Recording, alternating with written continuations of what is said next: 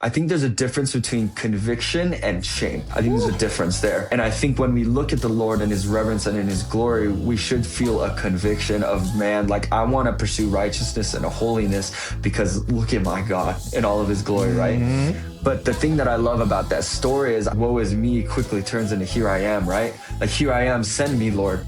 Like you need someone to go, like send me. What is going on, my friend? It's your boy Scooda, your station boost. I am so happy, so honored because today we're gonna go behind the beats, behind the music. We're gonna talk to an amazing artist who is making waves and actually has a song that we play here on Boost Radio. It's called Shine on Me. So without further ado, I would like to welcome my homie, my fam, Dylan Che. How you feeling today? Thank you so much, man. Bro, I am humbled. That is way too big of an introduction. Honestly, bro, I'm just happy to be here. It's wild to me that you guys even spin my track. So, bro, just so humbled and honored. Let's just go right into it. Why Shine on Me? Why the title Shine on Me? Before we get into the song, why the title Shine on Me? How important is that to you? Man, it's huge. So the funny thing about this song is it's a really upbeat, fun, uplifting record. But I actually wrote it in a really dark place. I actually wrote it coming from a place of, man, wrestling with a lot of the weight of my sin and my shame. And, you know, a mentor of mine told me something very wise. He said, you know, you got to watch what you sow into your heart. Like, you got to be careful what types of things you're sowing into yourself. Maybe it's an Asian culture thing of just coming from a lot of shame and like do the right thing type of culture. And so for me, it's like when I am falling into sin, when I do feel myself falling short, man, like I can kind of put this shame on myself that I forget that Jesus has freed me from. And so really I felt like Jesus was calling me to, hey, re-identify yourself as a child of the light. As I paid for your debt on that cross, Jesus himself says, I'm the light of the world. So really this song is just a prayer for, Lord, shine on me because I have no good apart from you. But Jesus, I believe that you are the light of the world and I can't light this lamp and put it under a basket. Like I believe that you got to shine. So I love it. I love it. I love it. Kind of take us through the process when you're writing this song. I know you talked a little bit about it, but was it like there was a significant part in your life where you like maybe you were going through a season or going through something and the words just deposited, or was it kind of like you get in the studio or wherever you're right and it's like, okay, this is it, or did it kind of take time to manifest a little bit more? So what's crazy is Shine on Me was actually the quickest I ever wrote a song. What? So everything you hear on my Spotify or on my discography is written, produced, mixed, mastered by me. And so right now, as I'm building, I'm kind of a one-man team. But with this song specifically, man, I think it was a Friday night. I remember I was in my college dorm room.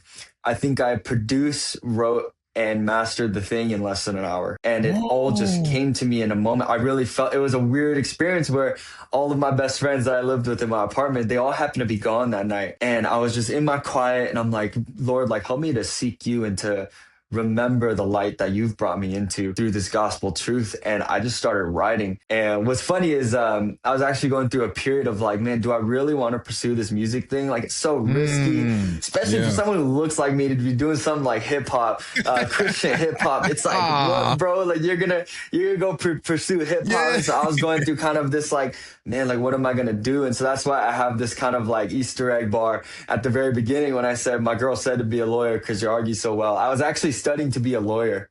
That was going to be my career. Real talk. I was going to be a lawyer. And I was on that path and I said, man, Lord, I feel like you got something else for me. And so that was kind of a little Easter egg bar in there for you guys. Hey, that's dope though. And the thing is, and I heard you say it, we can so many times doubt ourselves out of things that God placed. And it's like, man, okay, all right, God, what do you want me to do? You want me to do this? For sure. Okay. Are you sure, God? Like, did you mean me? Because there's somebody else with my same name. Like we got the same name. I think we got the same first and last name. You meant that was for me, right? Yeah, the call got sent to the wrong number, I think.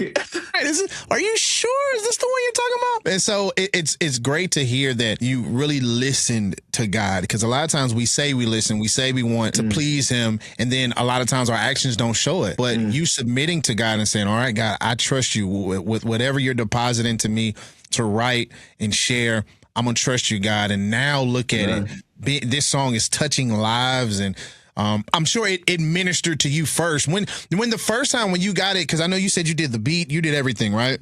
Mm-hmm. So when the first time the last time I should say you heard it, and you were like, okay, it's ready. It's ready. Take me to that feeling. Take me to that emotion. I'm the type of person where I like to sit on my records, but maybe not for too long. Because I'm the type of guy where it's like, man, I could sit on this for 6 months. And I'm like, man, do I really love it? But this was one of those songs where, like, when I wrote it, I was like, man, I truly feel like the spirit was with me when I was writing that thing in the quietness of my own room, not even with the intention to share it. I was just really writing this as a practice for myself, almost like a discipline of like, Lord, remind me and sow into my heart that this is truth. And so I didn't even have the intention to put it out and share it. I was kind of sitting on it, and I played it for some of my best friends at school, and they were like, more than like, dude, this is a dope record and it sounds great. They were like, bro, like this is encouraging my spirit and lifting me up. And I was like, man, that's the goal right there. Like I'm not just trying to make a hit record. Like, man, if it is encouraging people, man, that's the money, you know what I mean? Man, I love it. And, I can just hear your heart, through you sharing about the song and writing in the process. I can just hear your heart, and your heart is postured to really just lift up the name of God, really to make him proud and really to honor him. And you are doing that with your music, man. What's next for you, though? Like, what do you feel God has next for you? What's funny is I'm literally calling you from the lunch break of my day job. Like I'm literally in the office right now calling you. What? But I think that's something that I've kind of learned to really take a lot of pride in is, I am just a regular guy. Like God uses the weak and foolish things in this world. And man, like I would love to be that weak and foolish thing that God uses to shame the things that, exalt themselves in our society. But really for me, practically speaking, I have a new single coming out in a couple of weeks. So really I'm in the process of just pushing out some singles, working on a little EP that I'm trying to put out, a couple projects here and there that I'm working on with some other people. So I'm blessed, man, just to see the doors that God has opened from this thing of like starting it in my dorm room, and for God to take it somewhere else I'm just humble, man. I'm just happy to be here. Happy to be here is just my title, bro. Happy to be here. Just happy to be here. I am happy to be able to talk to you, man, and just hear your energy, hear your heart. It's a beautiful thing, man. I want to ask you something. If somebody's listening and they may be afraid, they may be like, God, I don't really know if you can use me. What would you say to that person if they were sitting right in front of them? That's a great question, sir. So let me just share from me what was a huge turning point is I think if I could take you to Isaiah 6, that's where the prophet Isaiah is brought before the glory of the Lord. And he literally gets a picture of the throne room. Like what other picture would you want to see in this life, right? Other than the throne room of God. And so this is where Isaiah gets the picture of, the angels and the saints singing holy, holy, holy. But why I love that story is because he starts out by saying, woe is me. Right? Like, who am I? I'm a man of unclean lips. Because there's something about when you look at the holiness of Jesus and when you look at the holiness of our God, it reveals a lot of the darkness inside of you. And so I think a lot of that conviction is normal. And so what I would tell people is say like, hey, like, I think there's a difference between conviction and shame. I think there's a difference there.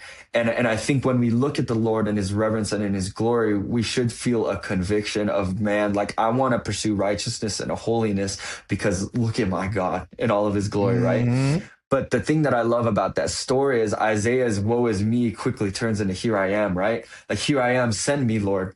Like you need someone to go, like send me. Like I think the moment that we stop looking at ourselves and we look at the glory of the Lord, as like Christian as that can sound, I think you kind of start to realize that like, man, God's grace is truly sufficient for me and his power is truly made perfect in my weakness. Because the more that I look at the glory of Jesus, it's hard to be like, God, how can you use me? Like God, and you start to just be like, it's not about me. Like, here I am. Use me for whatever you want to do. And so that would just be my encouragement, is just to fix your eyes on the author and perfecter of your faith, because he's going to work all things out for good, and to truly trust what the scriptures say, like everything else will be given to you. You know what I mean? Yes, sir. My homie, Dylan Che, man. Hey.